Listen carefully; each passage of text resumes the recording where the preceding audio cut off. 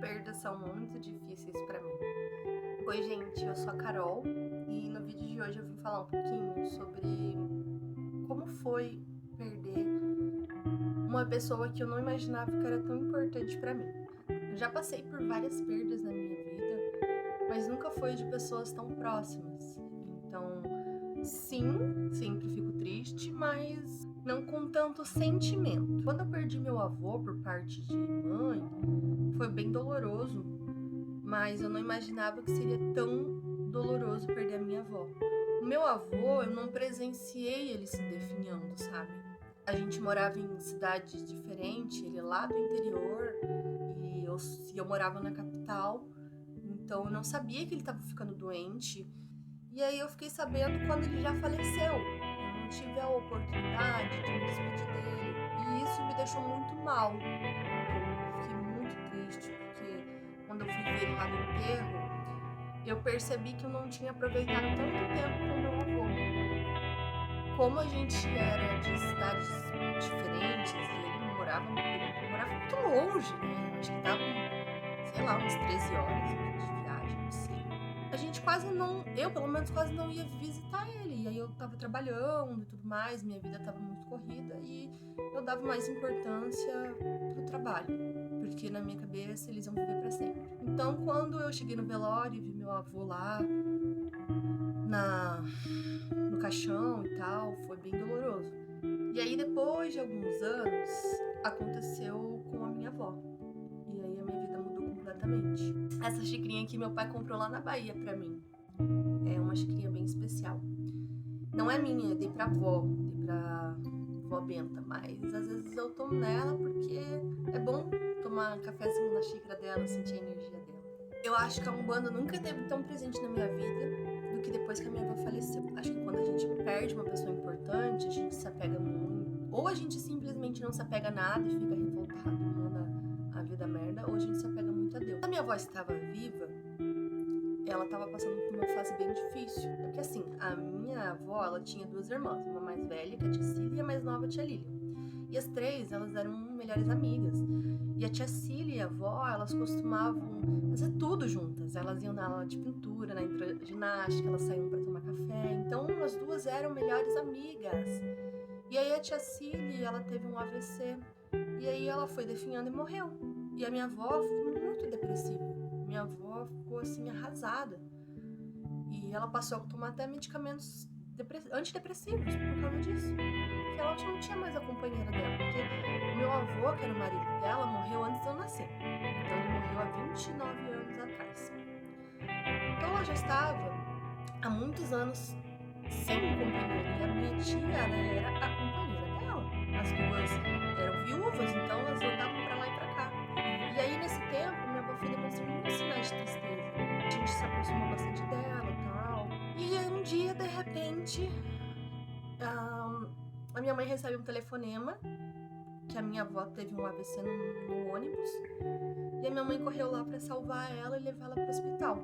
E aí começou tudo. Eu e a minha avó, a gente não era tão próxima. Eu sempre quis ser próxima dela, mas eu não sei se é o meu jeito de ser, mas alguma coisa não me deixava ser muito próxima. Não dela, mas de ninguém, na verdade. Aí, quando ela teve o AVC, eu me aproximei muito dela. Eu criei muito carinho por ela. E eu sempre tive um carinho, mas não desse jeito, sabe? E aí ela teve o AVC, ficou um tempo na casa do tio Alex, que é um outro tio, irmão do meu pai. Depois ficou um tempo lá em casa. Então eu tive muito contato com ela e eu descobri o quão frágil a minha avó era.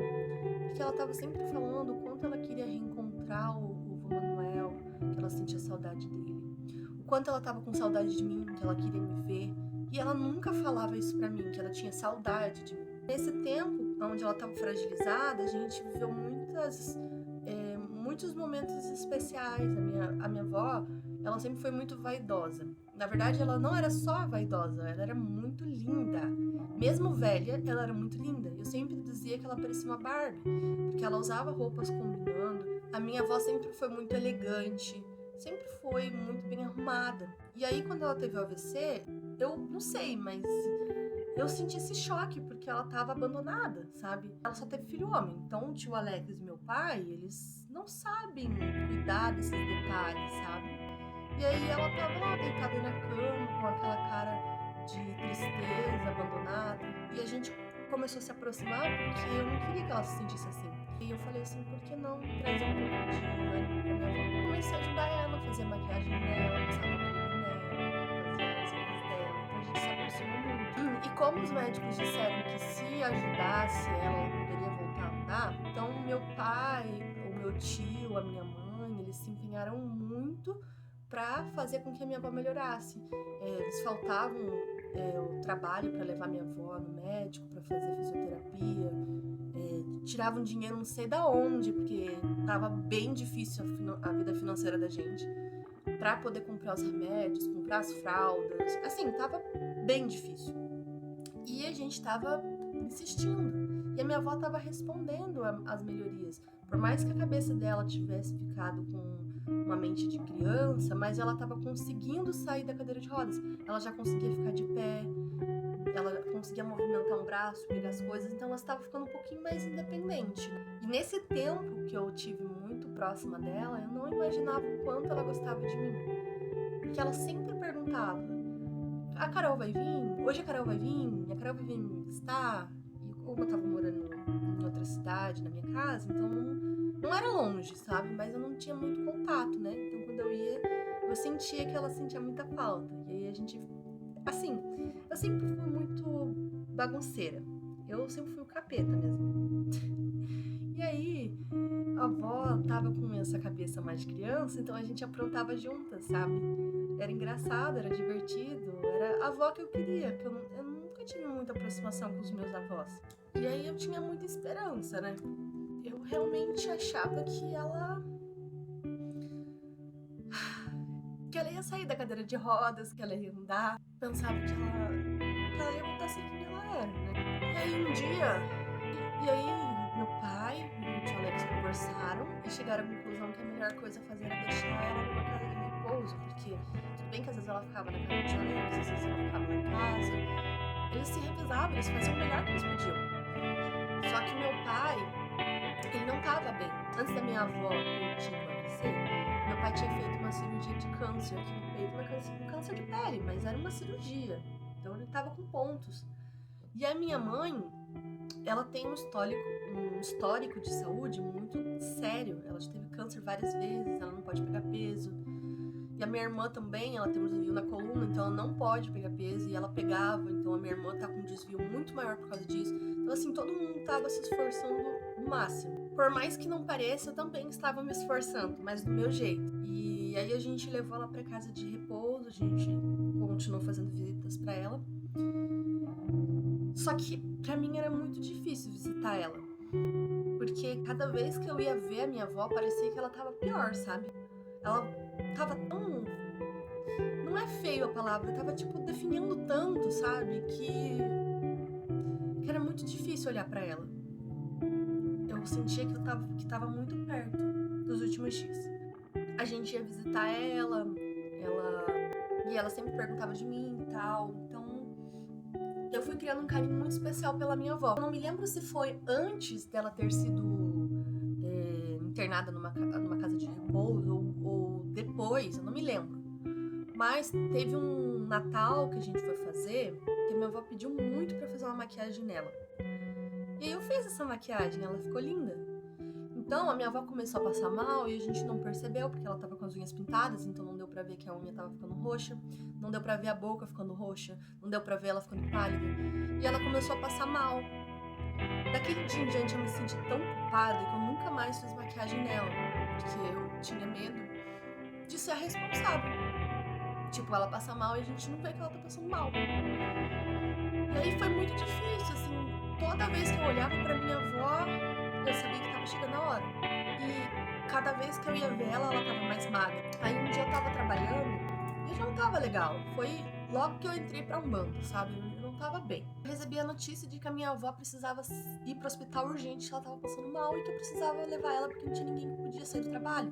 Eles não conseguiram. E eu saí do trabalho correndo e fui lá levar ela no hospital e tal. Depois de acho que depois de umas 3 horas, o hospital atendeu ela. E aí o médico falou que ela tava nos últimos dias de vida dela, porque tava saindo umas bolhas nos braços, assim, tipo... São sinais, né? São sinais do corpo dizendo que ele está começando a se decompor. E o médico falou pra gente fazer todas as vontades dela.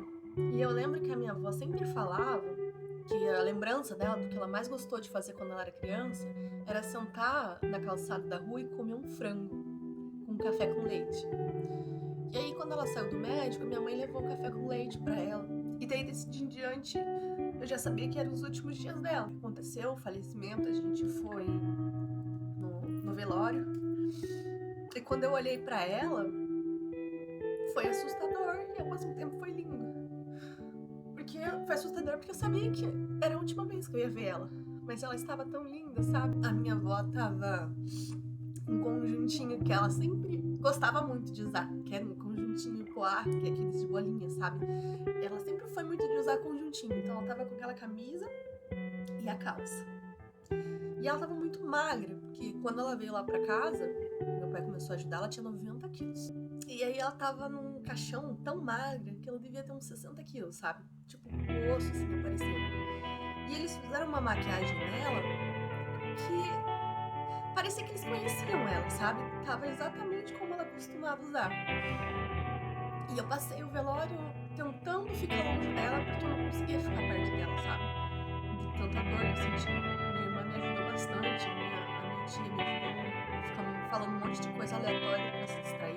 Eu sei que na hora que a gente foi lá pra se despedir da minha avó, que aí aconteceu tipo um velório, que eu não sei explicar muito bem, porque a minha avó ela pagava um negócio lá pra ser enterrada num lugar que são gavetas. E aí o velório ele funciona assim, como se fosse uma igreja e o caixão fica atrás, e aí conforme o cara ia falando, o caixão ia entrando dentro da caixa de mármore. E assim, quando eu vi que a caixa realmente finalizou, eu percebi que eu nunca mais ia ver a minha avó. Minha mãe sempre me dizia que a minha avó não gostava de menina. Quem gostava de menina era o meu avô, que morreu antes de eu nascer. Ele morreu um mês antes de eu nascer. Então eu sempre me sentia mal, porque eu achava que ela não gostava de mim. E aí depois que ela teve o AVC, que eu descobri que ela gostava, porque ela ficava perguntando de mim, eu comecei a perceber que a gente tem que ser mais próximo das pessoas, sabe? E eu não tô falando isso porque eu quero que vocês se sintam comovidos e meu canal cresça. Não! Eu tô falando isso porque a gente passa tanto tempo tentando conquistar as coisas, a gente passa 90% do nosso tempo trabalhando e tentando comprar as coisas e ficar rico e ter uma vida bem sucedida, e as pessoas que estão na nossa volta a gente não aproveita. E a vida, ela tem um prazo. Depois que eu entrei pra Umbanda, que eu comecei a entender como funciona a vida, que eu parei de viver no piloto automático e entendi que a vida ela tem um tempo e cada pessoa tem a sua missão, foi mais fácil pra mim. Eu consegui seguir a vida mais tranquila. Mas eu evito de tocar no assunto sobre ela, porque foi a minha avó que me fez enxergar o quanto as pessoas têm valor. Como eu nunca tinha muita amizade, eu sempre fui muito sozinha, então eu não me importava com os outros, sabe? Que nem eu e o Gabriel, a gente era muito amigo, mas eu não entendia o valor dessa amizade. Assim como eu não entendia o valor da minha amizade com a minha irmã, eu pensava que as pessoas só usavam a gente. Então, eu sempre fui muito desapegada. Por mais que eu ame uma amizade, se a pessoa tá cagando pra mim, eu vou embora. E aí eu percebi que às vezes a gente só não entendeu o que tá acontecendo. Às vezes a pessoa só precisa de um apoio. Por mais duro e difícil que tenha sido esse ensinamento, ele me fez enxergar o quanto a gente tem que dar valor às pessoas. E eu espero sim um dia poder reencontrar minha avó e dizer pra ela que eu amo ela. Eu nunca tive essa oportunidade. Porque falar de amor, para mim, sempre foi um tabu. A gente tem que parar de tratar o amor como se ele fosse bobo. Porque as pessoas não dão mais valor ao amor. As pessoas não dão mais valor à vida, cada um por si, Deus por todos, né? Mas a vida ela é muito importante. Quando você perde, você percebe. Eu nunca mais vou ver a minha avó. E o dia que meu pai e minha mãe morreram, eu também nunca mais vou ver eles. Então, de que adianta ficar com picuinha, com briga, com desavença, Se na hora que a pessoa se for, é pra sempre. Porque os dias que eu passei com ela, eu conheci quem era a minha avó. Porque quando você tem AVC, a sua mente fica igual uma criança. E aí você fala tudo que você pensa. A gente ia tomar café da manhã e ela gostava de comer panetone. E a minha mãe, ela também gosta muito de comer panetone, sabe? E aí minha mãe sempre comprava pra ela. Tipo, foram momentos assim que eu queria ter aproveitado mais. Mas é isso. Não tô aqui pra ganhar visualização, como eu disse. Eu só queria gravar um vídeo pra expor isso pra vocês, pra mostrar que a vida tem valor. Eu não sei como eu tive coragem de falar sobre isso aqui, porque eu quase não consigo falar sobre isso. Talvez seja exatamente o que eu preciso, né? Falar. Mas eu quero que vocês abram os olhos a partir de hoje, que enxerguem que as pessoas têm valor, que as pessoas não são só um número, e que a vida passa muito rápido. A infância e a adolescência é o período que mais demora, mas depois disso a vida passa muito rápido. E por mais que todo mundo tenha picuinha, tenha briga, todo mundo tem defeito. Não é porque eu me incomodo com fulano que eu não tenho defeito. Então a gente tem que aprender a lidar com o defeito das pessoas, aprender a entender os nossos sentimentos. É nós que dominamos os nossos sentimentos.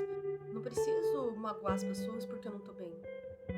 A gente tem que manter os nossos relacionamentos com as pessoas que importam na nossa vida, porque um dia elas vão embora. E é isso. Era o recado que eu queria dar hoje. Até o próximo vídeo.